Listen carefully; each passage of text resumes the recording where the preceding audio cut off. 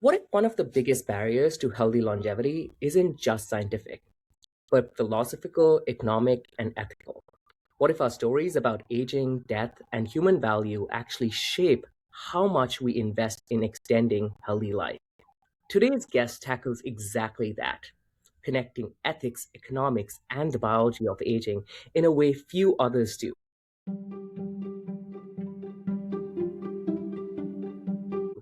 Welcome back to Decoding Longevity. I'm your host, Dr. Raghav Sehgal, here with my co-host, Dr. Macsue Jacques.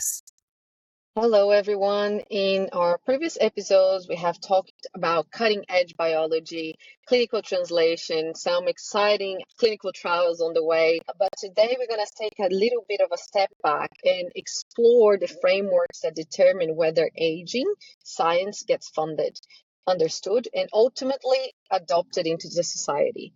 Our guest is Dr. Raiany Romanni-Klein, a researcher, a bioethicist, a philosopher of science, and founder of a new think tank designed to accelerate progress in the healthy aging longevity.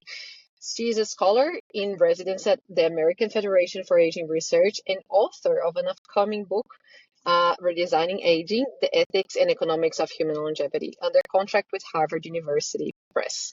Raiany, welcome to the podcast. Thank you so much. It's wonderful to be here.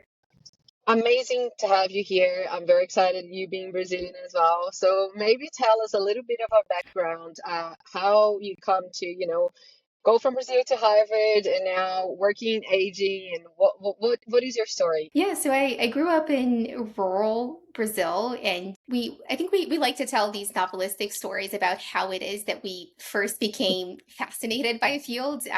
Mine is, I remember being maybe age 9 or 10 and learning that Japan was going to go extinct as a country. And that was just entirely shocking to me that a country could go extinct. But then I thought to myself, we're all going to go extinct as individual humans, and that seemed pretty bad too. But I quickly learned that my peers were not too upset about it. And especially adults have kind of a learned ease with the idea of aging and death. I thought it would be pretty important to do something about it. Yeah.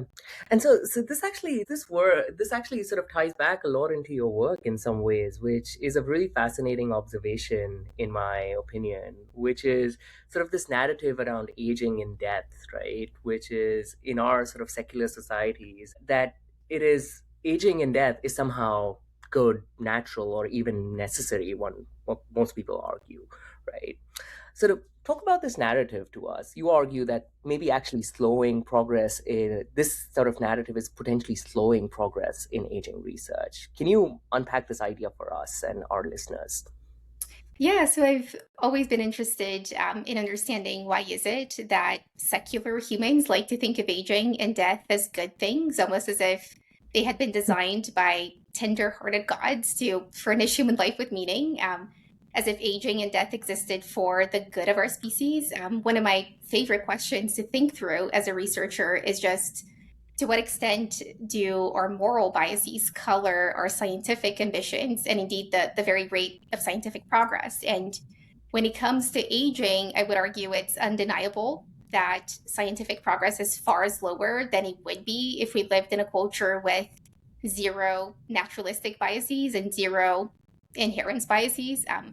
On the former, on our tendency to think nature knows best, if you gave me a magic wand and you told me I could delete one bias off of human civilization, it would be this idea that what is natural is morally superior to what is unnatural. It's at the source of many of our ailments as a species, including the fact that families everywhere, about 2/3 of Americans, choose to invest in supplements sooner than they do in scientific research to find out what those supplements in fact produce in clinical trials, when ultimately supplements are kind of just drugs that have not been run through rigorous trials. Yeah, no, that is actually a very great point to raise because I feel like a lot of people are going into this like quick fix and like just wanting to have this accelerated, but at the same time they are really not full into the idea of like, oh, okay, I want to live for much longer. And every time that we talk about life extension, there's all these questions of like being unnatural, or like, oh, what are you trying to do? And so most people, I think, they still caught up in the ethical simple terms, like is something right or wrong. But I think you bring a little bit more of a philosophy and ethics deeply into the longevity science. So why is it that bioethics is so necessary in this field? Yeah, I'll just add on the former question still that I would argue there's arguably nothing more natural than the will to survive.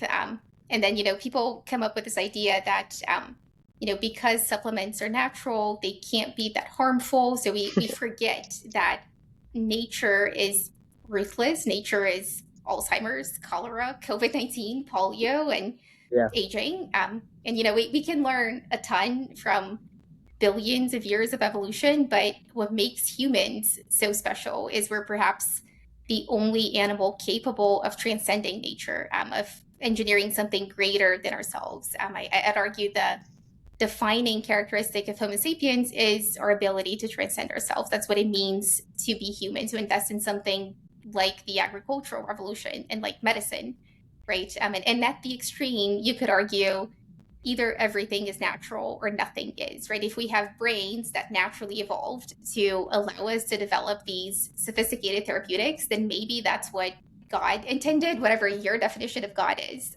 Yes. Yeah. And on the second bias I mentioned, the inherence bias, which is just a fancy term for how people like to think that the world will remain as it currently is. Really, you could just as well describe this bias by remembering the problem David Hume described centuries ago, that we like to derive an ought from it is, that we inherently think that because something is a certain way, it should remain that way.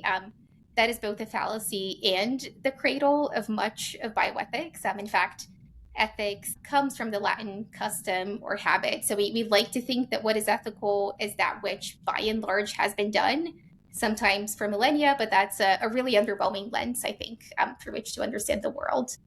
Yeah, I absolutely agree. And I think one of the things that you have really amazingly done is sort of synthesize all of this knowledge in this amazing, amazing website and simulation called silverlinings.bio, right?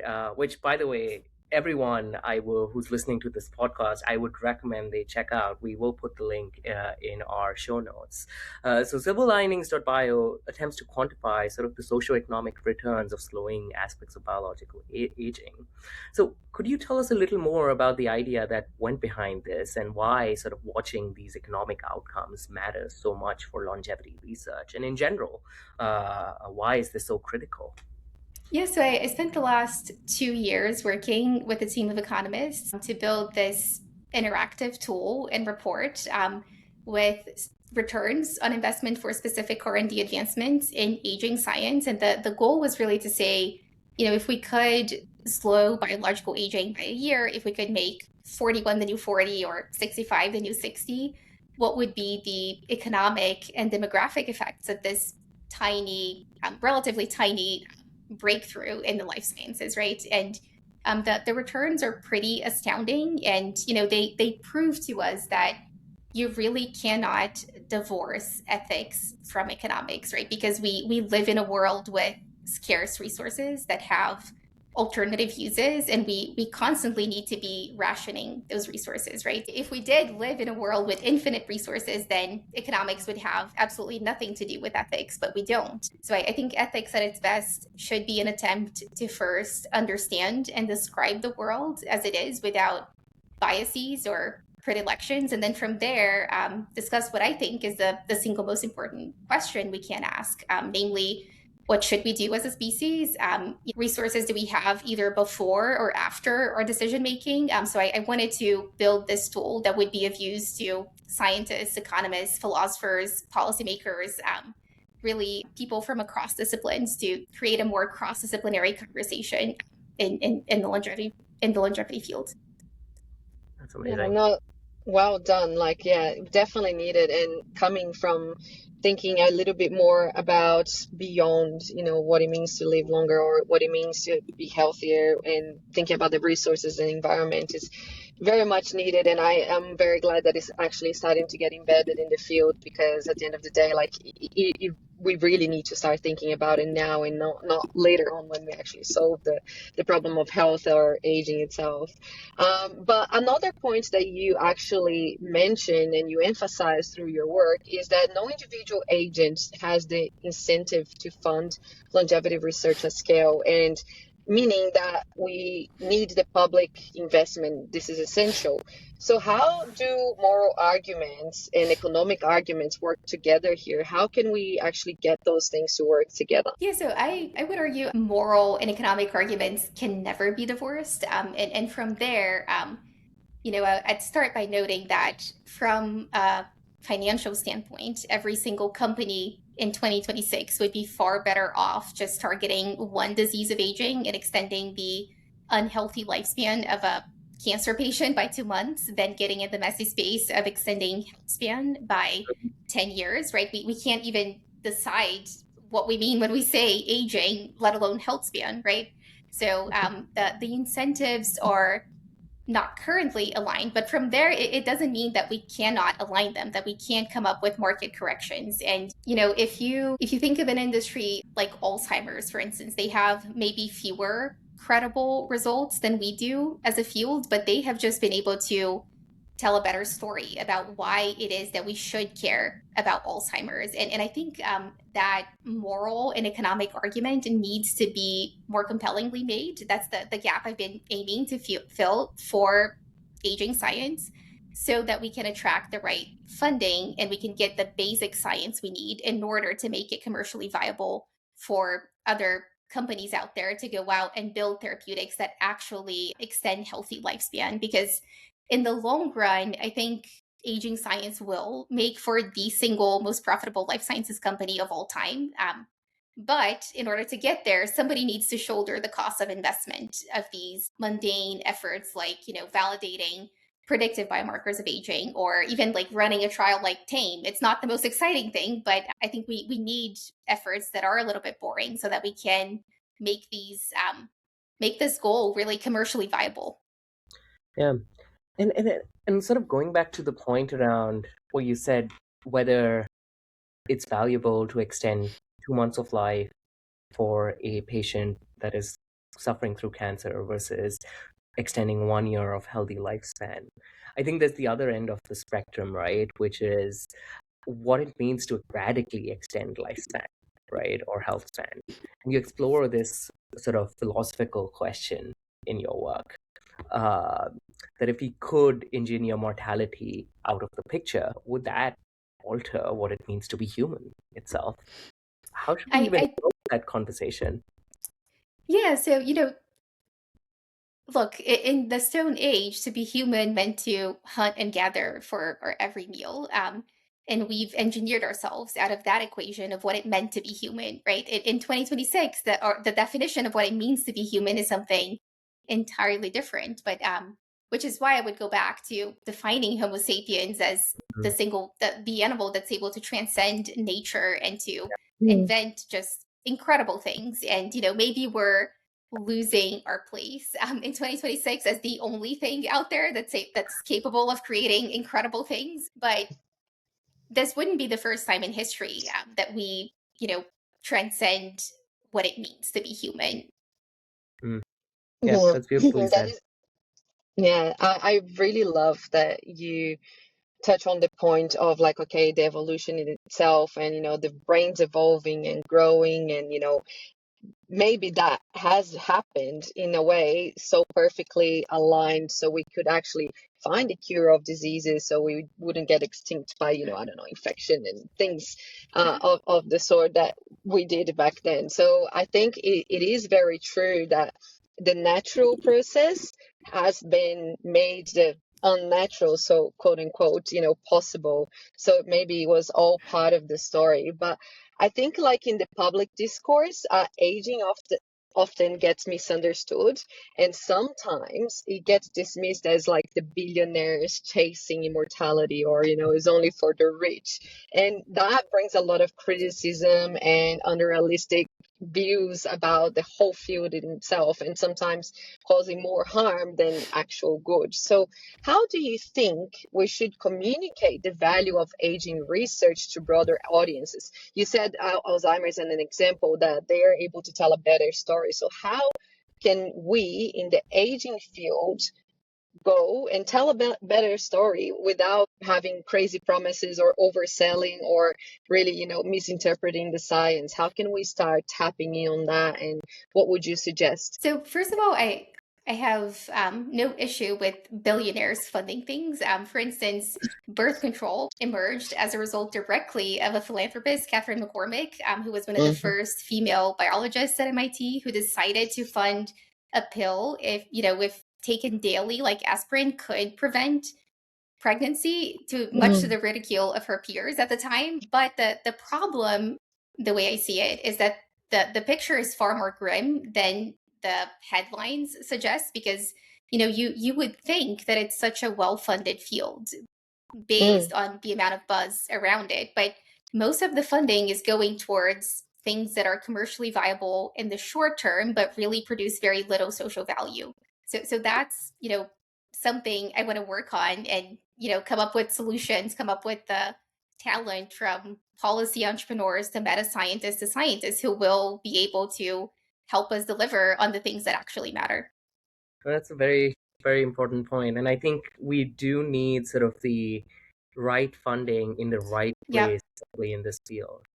And I think in your question, I guess in your perspective, what do you see in the next few years as kind of the most important ethical and economic questions that the field of aging research needs to address? Not just kind of scientifically, but sort of culturally and politically.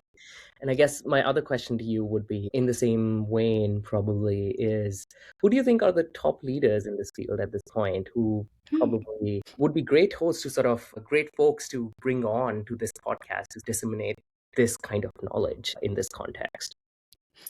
Yeah, so I think number one, we need to branch out of the field, right? I think we have this problem of just speaking to ourselves. We've become very good at attending the same conferences and talking about the same things, and then going back home and living in the illusion that we're all doing wonderful and we're making progress and longevity is growing because it's in the news. But the truth is, I mean, we're getting about 500 million a year in federal funding for aging biology. As of 2023, that might have changed, but I wouldn't assume it changed drastically in either direction.